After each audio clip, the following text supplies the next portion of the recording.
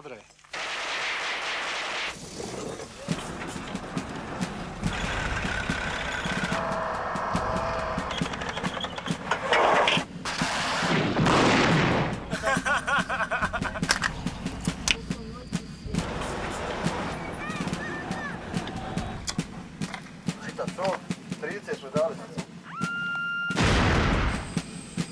Hvala.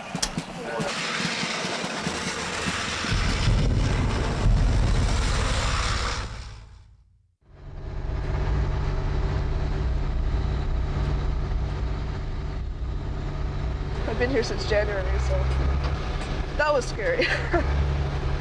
I got pretty good at putting snow chains on, let's put it that way.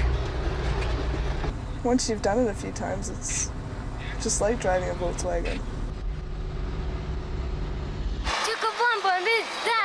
Chicabombo, da. Da, it's sister, mala sister. Are your sister? Mala sister. Okay. Hi, chocolate. Hi, sister. Sister, please. They all have sisters. Some armies spend all their lives training and never actually go to war.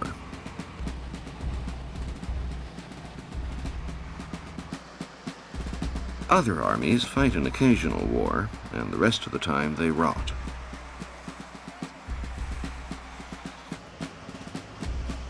But some armies spend their whole time soldiering.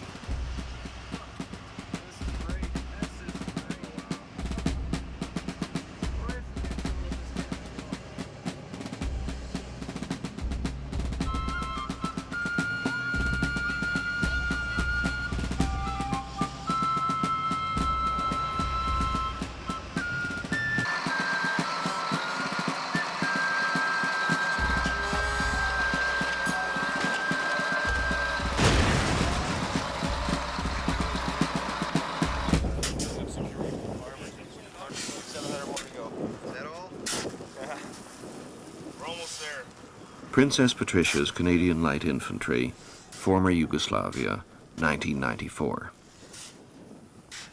This regiment is only 80 years old, but it has fought in France and Italy and Holland. It has served in Korea and Germany and Cyprus, and this is its third tour in Bosnia and Croatia. It's almost routine by now. You take over a section of the line. You man the old observation posts, OPs, and start building new ones.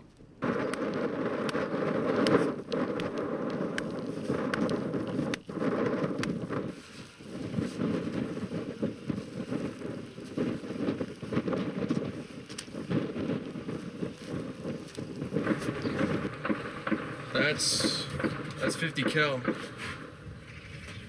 That's 6 rounds of 50 cal. Yeah. 50, 100 meters. Let's go behind us.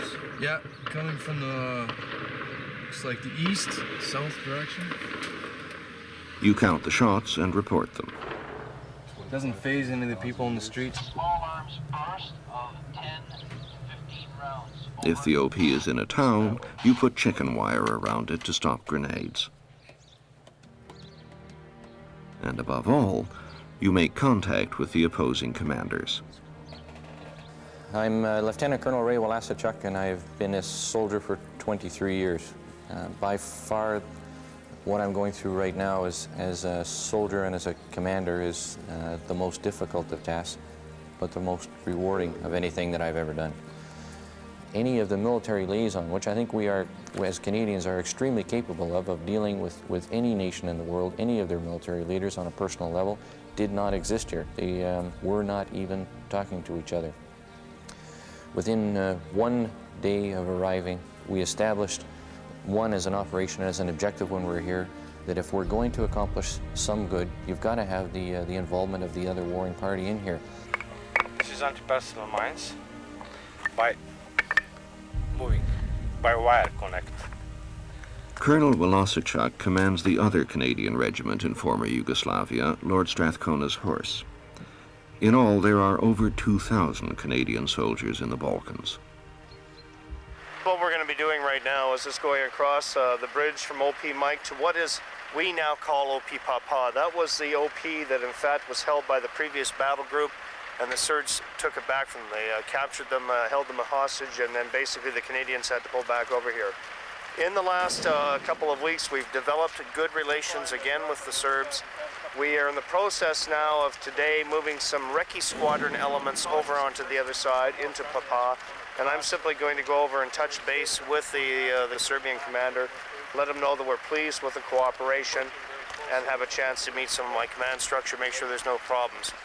The important thing that the battle group is trying to do right now is we're trying to make sure that all three factions understand that we are not taking a side. We are simply trying to stabilize the situation and create a better opportunity for peace.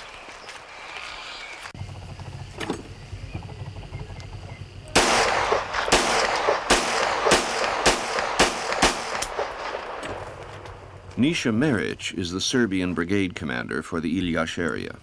We wait for answer.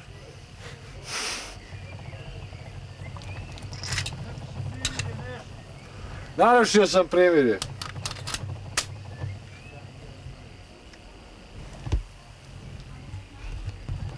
They are patient.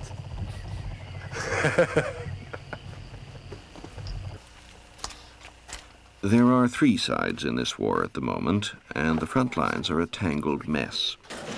But there's one constant. Wherever you are, you're looking up at hills. And every hill has somebody's troops on it.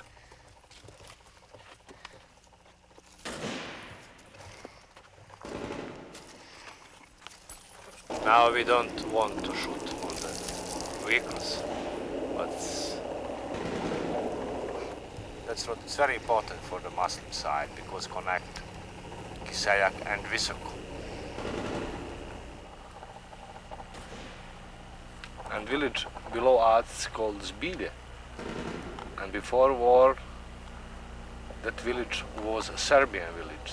Most of the citizens were Serbs. Now it's Muslim control. Muslim controls that part. There was a lot of multiple shot reps from all over the area. We had shots coming down from in the valley. We had shots coming over from the bridge there. We had shots coming down from over in Padici area. And we were calling them in. And next thing you know, when the QRF was investigating the shots over in Padici, we took 4 rounds of the OP. I got on the C6, returned fire for that. Then they shot 2 more rounds back, and I returned fire again. It's been pretty quiet. The Canadian Army has learned that you always shoot back, even when you're peacekeeping. If you do, everybody respects you. Otherwise, you're useless.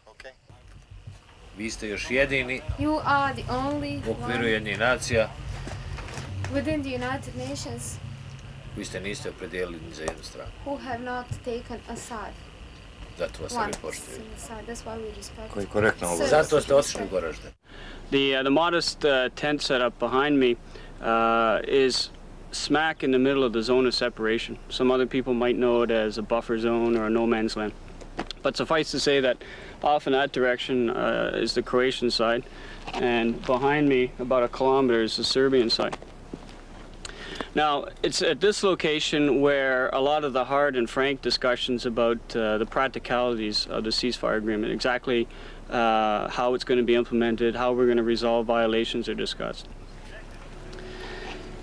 Today, you're going to see an exchange commission, in this case, a straight prisoner of war exchange, 8 from one side for 7 on the other, plus a piece of paper. The piece of paper represents a statement from a fellow that's chosen to stay on the side, for whatever reason that may be.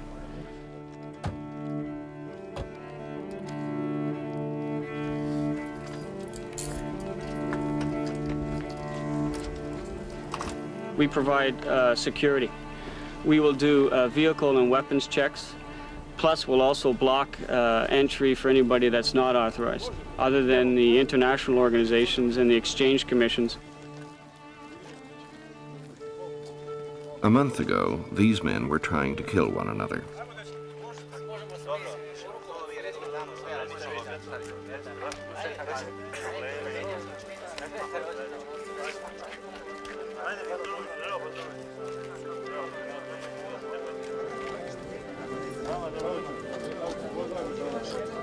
The Red Cross people, they will go speak with the exchangees from both sides. One of the things they're doing, of course, is ensure, confirm names, ensure that they're happy and healthy. Usually when they're this close to their relative freedom, they're extremely happy.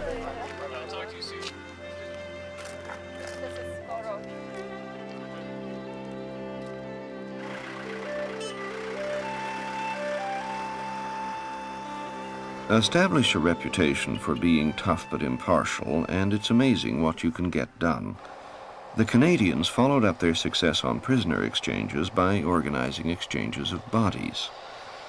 But eventually, one side returned some bodies that their troops had mutilated, and the shooting started up again. Nothing stays fixed here for long. This is nothing unusual in this part of the ex-Yugoslavia.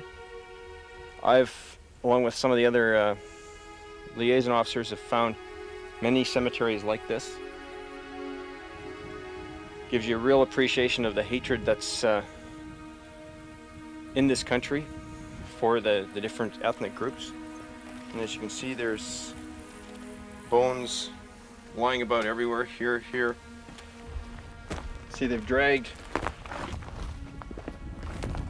this guy out of his casket, and he's been split in two.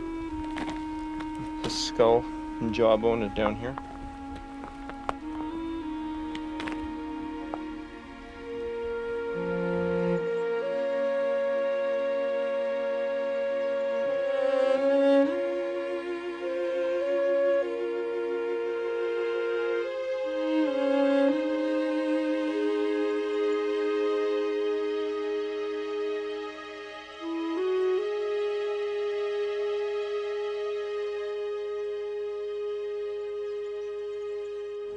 Just been touring the Medak Pocket area, famous for January 22nd, 1993, when the Croatians attacked and cleaned out the Medak Pocket, slaughtering a number of individuals, and soldiers from the Patricias were required to go and do the cleanup, including removal of the bodies.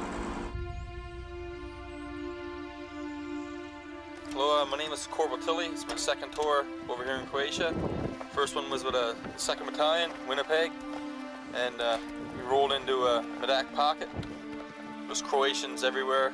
They had a pretty good defensive position set up. They had just finished burning everything.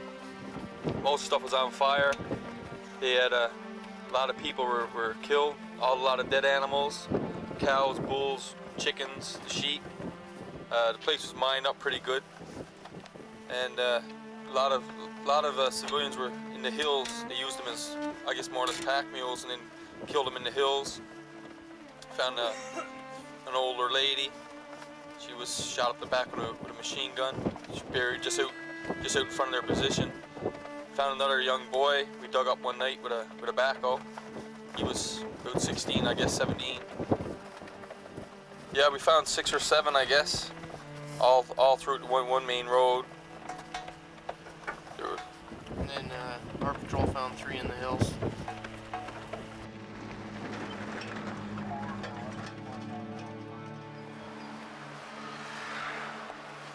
Only a couple of weeks after the Princess Pat's and Lord Strathcona's horse arrive, the Canadians take their first casualties of this tour.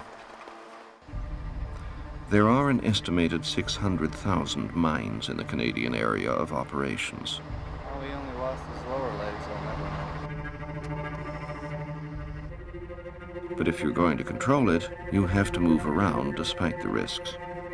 What caused the injuries was not so much the metal fragmentation that was going on, it's the dirt that was in the road and the rocks and stones from the pavement. That's what caused the damage.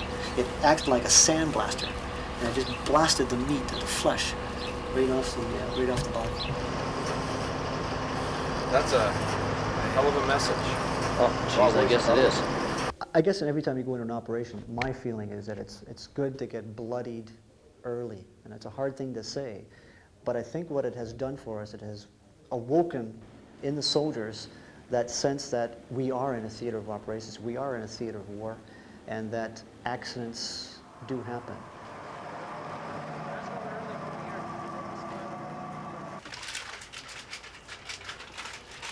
You all right? Yeah. Can you hear me good? Okay.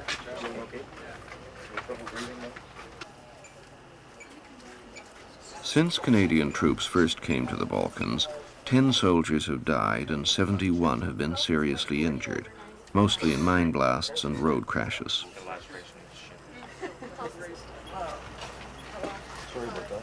A little bit more. Get her done. There we go.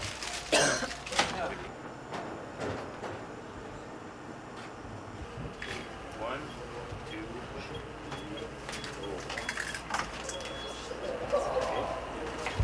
it's aligned pretty well.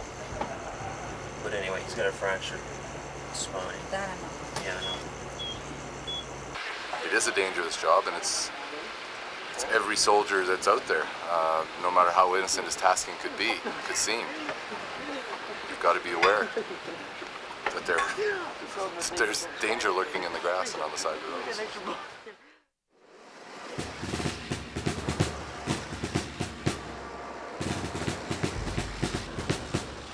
When the Canadian Army goes peacekeeping, it goes equipped for war. You have to, because the name of the game is stick and carrot. You bring a big stick with you, and you make sure that everybody can see it.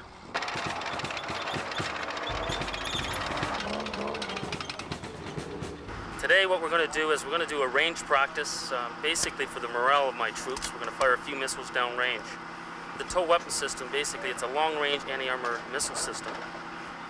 I don't believe we're going to use it in the peacekeeping world, but a deterrent. That's what we're here to prove today, to show the Serbians what type of firepower we actually have here.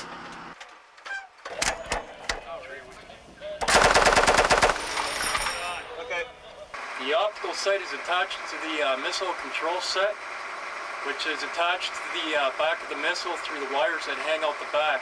When I move the head controller, it sends a signal through that system and controls the flight of the missile.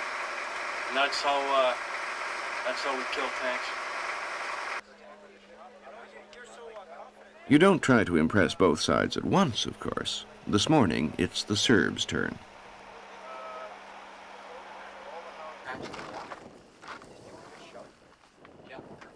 And since you want your targets to blow up in a spectacular way, you use a little showmanship. These are old, burned-out tanks with holes in them. So you hang open gas cans inside and tape over the holes. Why the plastic? Keeps the fumes in. With the fumes, it's a bigger boom. A bit further out is an M4 Sherman tank that the number 6 vehicle will be firing at. 7-4, fire now, over.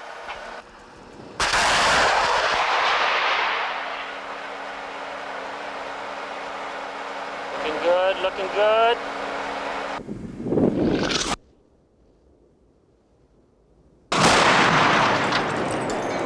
Yes!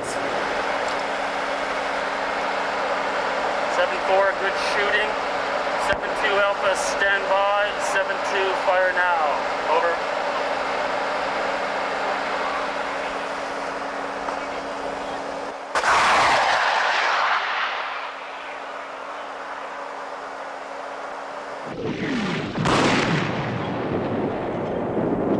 Like a hot knife through butter. Hot knife through butter. Kaže, to treba biti, kaže, onda imati vruć nož We can reload, right? 2 missiles in less than 25 seconds. Kaže, mi možemo ponovno napuniti 2 zrna za manje od 25 And in 1 minute we can have 4 missiles downrange. I kaže, u 1 minuti možemo imati 4 zrna upućena prema strelištu. I understand your concern. Whatever the Serbs get, the Croats get too. And it's always stick and carrot. If you have any doubt, If he speaks good English as I do, what should I say? if you see that If he the has Serbs speak good English. okay, but a Serb won't have an identification card. Yeah. And the thing that you should do is maintain your normal defense as you would, but see the identification card before you shoot anybody. Okay, show me the identification card so I will see in the future. All right. See, it has our photo, our signature, United Nations, and the stamp. Yeah, the stamp is most important. Okay, thanks. Now, U toku dana još nekako pa ga prespoznajemo, ali u toku noći se mora... During the night, you should do it. Radi njihove The sigurnosti. notification. Radi njihove well, sigurnosti. we're not going to do that, I guess is the bottom line. Your generals and your colonels are aware of our patrol plans that we discuss with them at joint commission meetings. Kažu da naši pukovnici, generali, da imaju da su upoznati sa njihovim planom za patroliranje. But one of the ways that we maintain security in the zone of separation is by keeping both sides guessing to a certain extent so that we're not predictable. Our type of security, and you have your own. You'll understand that. First, you show them that you're tough, professional soldiers they'd better not mess with. Then you build a rapport with them as fellow professionals. It isn't fake, but it's not unintentional either. The barrel is heavier. That's very good, actually. Did you want to see it? Only if I get to see it. Yeah, no, this is not our production. This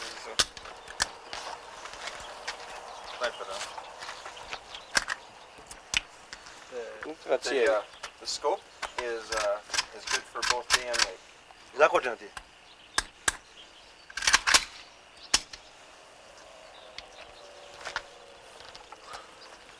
Okay.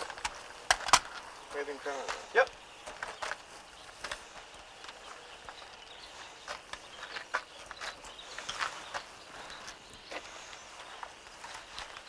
It's great. It's not as heavy as I thought it would be. This is Serbian product. Now it's modeled after the original from the Soviet Union, is it not? Yeah, Yugoslavia. Može malo da vidim. May I? Yeah? May I? Yeah, yeah, sure. I'll show you mine if you show me yours. But the emotional logic being peddled here is this. We're professionals, and you're professionals, and even that lot over there are sort of professionals, so maybe we can all ease up and cut the poor civilians a little slack. Just a little, like one day when all the people who used to live in this village can go back and see what's left of it, for example.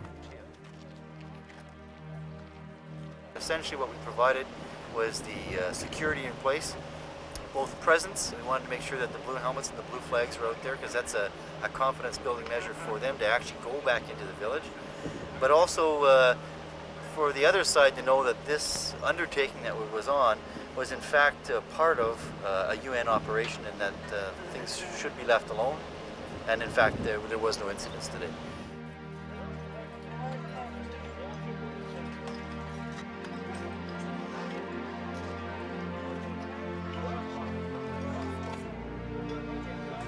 The way I look at it is part of almost as we call the grieving process, you know, the whole thing, the whole war, all of that. It's important for them to get back and see what's left of what was their former life. So it's a fairly significant humanitarian effort and it's well worth doing it. This is very, very hard. When you see what you recall all life, this is very, very hard for me. You see, there is a new house, I think, about 10 years old. All destroyed. Dobro, ajde sad, mogu vidjeti. Viš?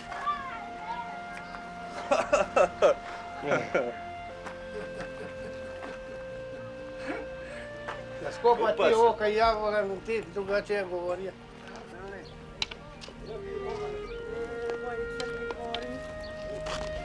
Zbog Ranka.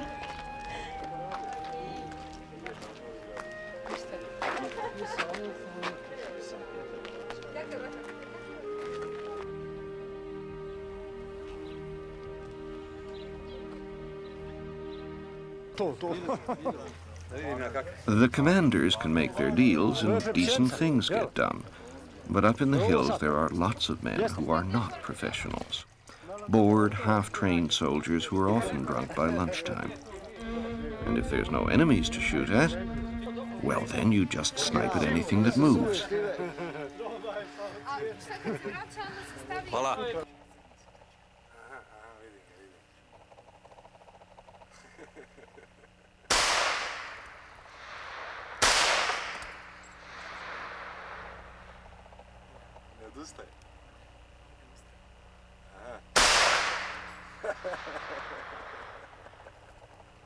Hi, my name is Corporal Higgins. I'm presently at Bravo 2. I was just a little while ago in the cougar behind me, and I got sniped at. The bullet passed within about 18 inches of my head. It's not too bad. It's a little scary at times, but it's nothing I want to do again. 40 years of peacekeeping have taught this army that you can't let snipers get away with it. Basically, right now I've been deployed on an observation task. As I understand, I guess a Canadian soldier was shot at by a sniper. I guess the bullet was not too far away from him. So we've been put in position here to try and locate the sniper that fired. We had nothing for him yet. However, we have a couple of suspected positions. This man is the best sniper in the whole regiment. He can put a bullet through a dinner plate at 700 meters every time. But here he doesn't shoot dinner plates. What the individual is doing. Snipers who shoot at Canadian troops often end up dead, and that has a big effect. National contingents that don't shoot back have lost dozens of soldiers to snipers. Canadians have not lost any. But the trouble is, we can't let her go back just like that on her It's striking that shooting back at snipers doesn't harm the Canadians' relations with the enemy commanders. In fact, with the drunken, disorderly elements under tighter control, the commanders are free to behave better, and sometimes they do. In June 1994, the Serbian commander, Nisha Meric, told the Canadians he had a problem. A Muslim woman had made a mistake that's usually fatal. She had lost her way and wandered into his lines. But he didn't want his troops to kill her. He wanted the Canadians to take her home. She went through a minefield without being injured, but that only women can do that.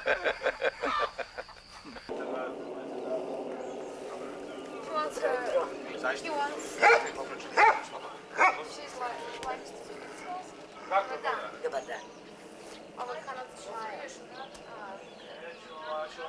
So we thought maybe we could provide some assistance. Ja. Hvala. Svi vi zdrav bili. It's far too far to walk. To smjesti da sjediš. He's going down now, sir.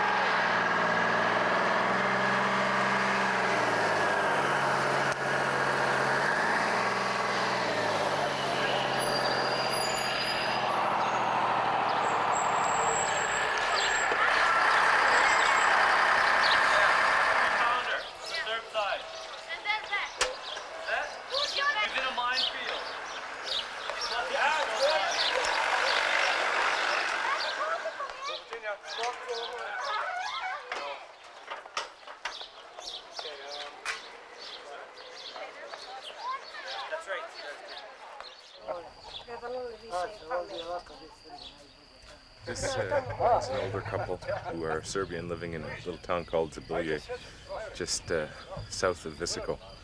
Their family, meaning their children and their grandchildren, are all over on the Serbian side. And they've been applying to move from the Muslim-controlled area over to the Serbian area.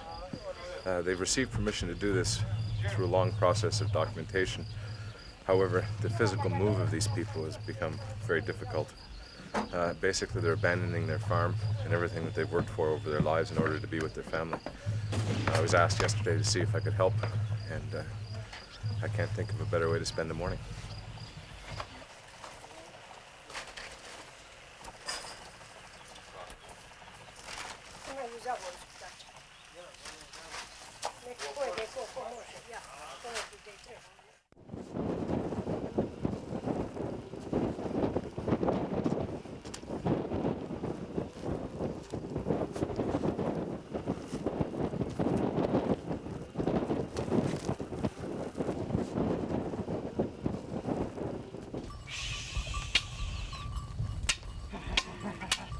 There are so many mines in Bosnia that the local people now refer to sheep as mine detectors. The peacekeepers, however, can't rely on sheep. They have to move freely in the zone of separation, so the Canadian Army's engineers are out every day clearing mines. But usually, at least one side can see what you're doing, and a newly cleared path is like a freeway to the other side. Any local commander worth his salt will try to run a patrol up the path once it gets dark, just to see what the other side is up to. So the night after the Canadians clear a new path of mines, they often set an ambush on it. But they certainly don't want to startle an intruding patrol into shooting at them. So when the intruders approach their position, the Canadians turn the lights on themselves. Stop it right there. Stop. Stop. Perfect. It works every time.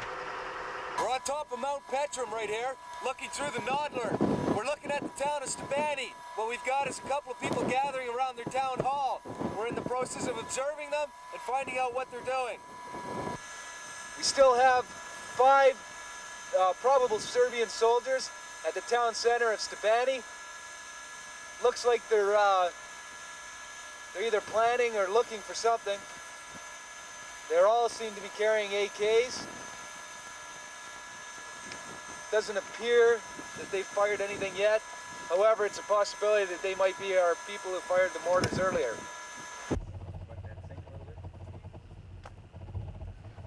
The trick in peacekeeping is to avoid getting into a hostile relationship with either side.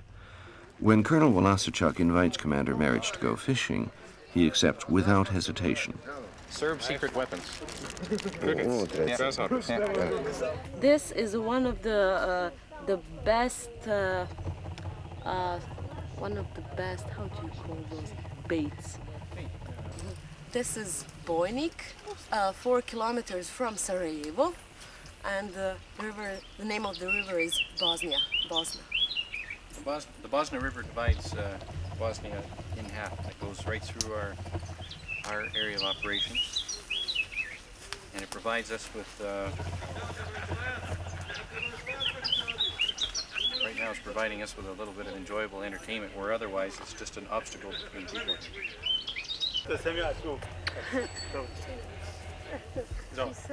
And there's an unexpected bonus. The Serbian commander who runs the whole Sarajevo area shows up to check out what's going on.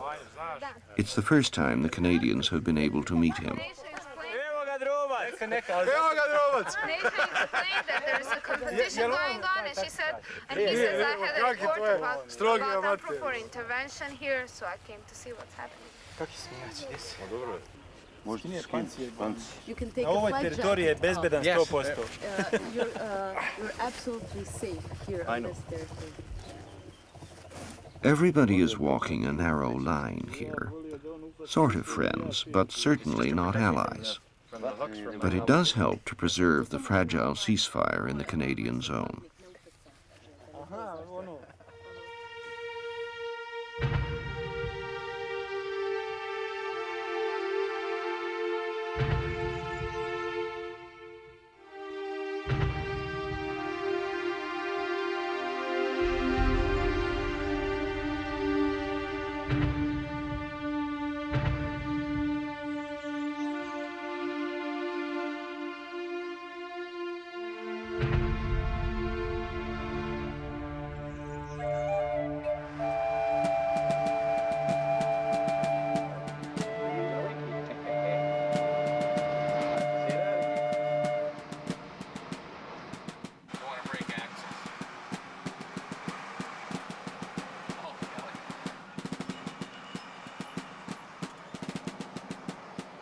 So long as there's not too much shooting, the supplies continue to roll in. Not just supplies for the Canadians, but for the tens of thousands of civilians who depend on them for food and medicine. I am the sector commander here of the forces in the Kislyak pocket, and one of my responsibilities is to monitor all the humanitarian aid activities. I visit here on about a weekly basis, and I send the aid requirements back through the what we call our G5, or civil military cooperation chain, to establish for these people the requirements here. Typically today we're delivering medicine. Another day we will assist in the delivery of food. So that lets them know that they're not left out. It gives me an opportunity to visit the people, and the soldiers really enjoy doing this type of work. He's never had his tonsils taken out. The node is swollen. So, okay. We'll put him on the cloxacillin for 500 milligrams, and you'll have to take 1 tablet 3 times a week.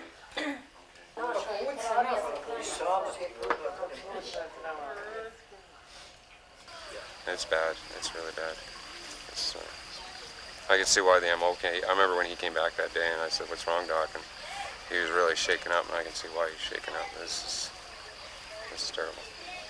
Anyways, I'm just gonna head back in there, and we'll try and give out everything we got. And We're here all the time, and don't forget to take a couple breaks too. Yeah, okay. Otherwise you get burnt out.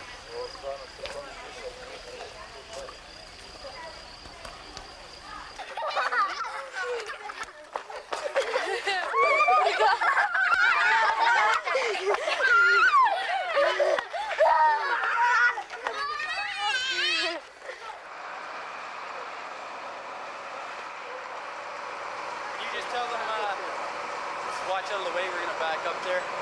The situation we have here is that this area of Bosnia has been cut off from aid for the past 2 years. We've just finally, since we've gotten into Bosnia, been able to do the liaison with the locals here in order to get some aid through UNHCR down to the people. And that's what we've done today. We've gone to pick it up in Zenica, and we've done an escort with my Cougar because it's the first time we've done it. And we use the soldiers to load it up and to give it out. So hopefully we're doing some good here.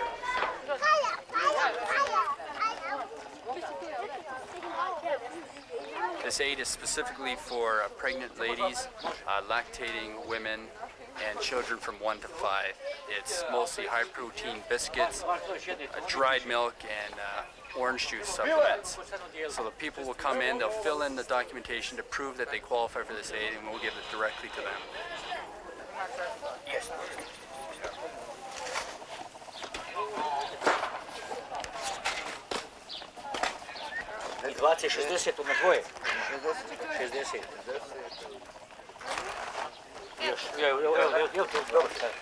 Čekaj, stavit ću čitat sok, 30 smo dali ovo keksa, 30.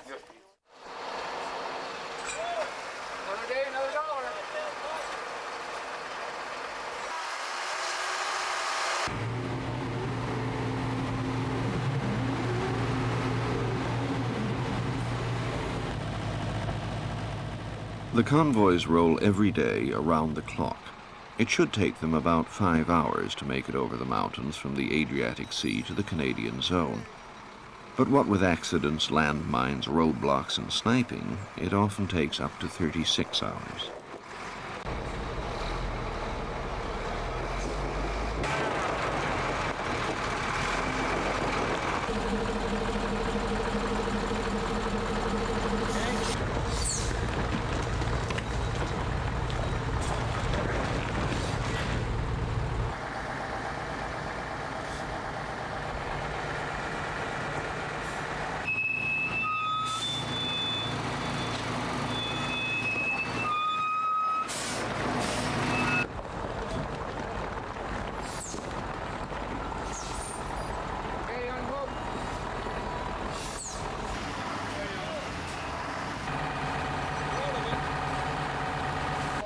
Well, it started at what, 3:30 last night?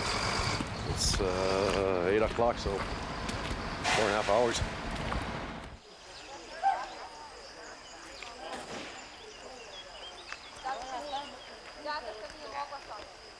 Right now we're in a town called Bakovici. in Bosnia-Herzegovina. It's a hospital slash dumping ground. There's mentally handicapped, physically handicapped, alcoholic people here.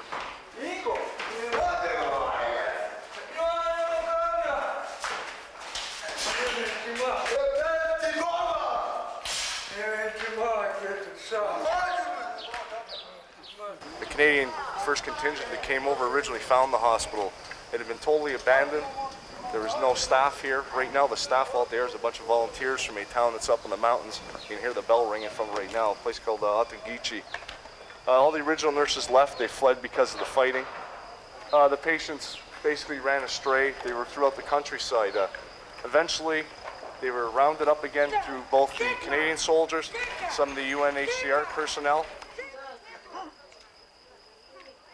The UNHCR, their main job here is to do all the supplying of the food, medical supplies, everything else. Whether it's the convoys being delayed, the lack of them showing up a lot of the times we will actually use some of our supplies to try and help them make through the hard times until the UNHCR gets through. Mainly due to the fact we're using the German rations and there's a lot of food in it, more than a normal person would consume in a normal day, unless you're in a battle situation where you need all the calories. So we collect it all and we'll give it to them. There was countless dead bodies found right in this yard. There was people that were bedridden, starving to death. They couldn't get out of their beds and that. The Canadian government and the UN had to bring diapers in. It's not something that soldiers trained to do, but it's just one of the jobs we had to do because it's part of our mandate. The soldiers were actually changing the diapers of the bedridden patients. They were dealing with a lot of disease, starvation. The burials up in the graveyard, they were sometimes burying 3, 4, 5 people a day.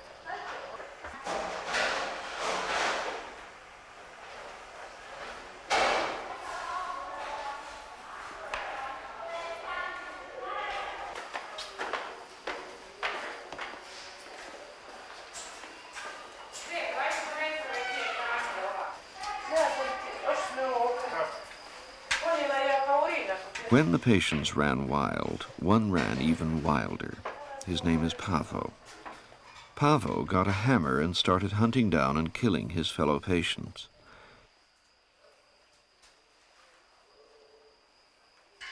He wasn't doing it in the name of God and country, so they've chained him up. He even ate parts of his victims.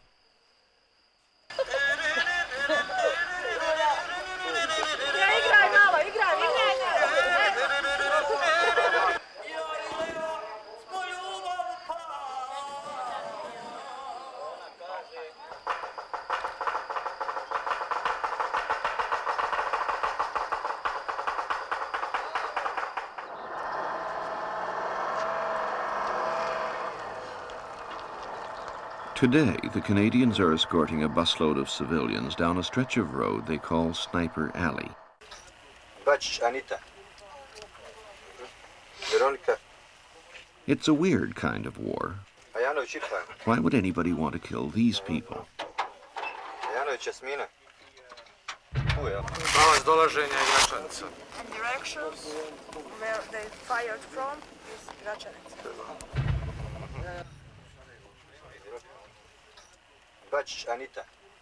But Bosnians are not crazy, and we are not different. Lies and manipulation unchecked can bring this kind of disaster anywhere. So we keep soldiers to protect us from the disasters, and if we have enough wisdom and love, we send our soldiers to help others who have not been so fortunate. Yeah, there's been some indirect artillery rounds falling in the area that the bus is going to go through. I've deployed a patrol to that area to see if it's stable at the moment. As soon as they give us a green light, we're going to try and smoke these buses through before anything else can happen. Bila sam u Zenici. He was in Zenica. Prvi puta da vidim svoju majku i svoga brata. To see for the first time, Posle više od 2 godine. after 2 years, to see her mother and brother. 49er, acknowledged out. Roger.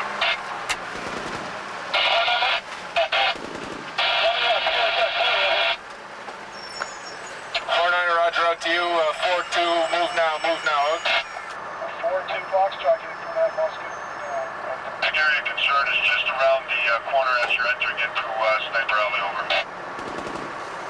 They're shooting at us from the hills up here.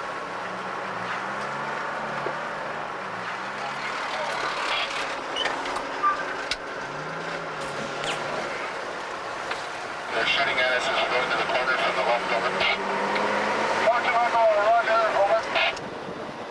The soldier's job is to put his mortal body between innocent people and danger. It's an old, strange, hard profession, but it's worthy of respect. What's happening here, Major? You're putting the vehicles between where the small arms fire has been directed at the buses and the buses themselves.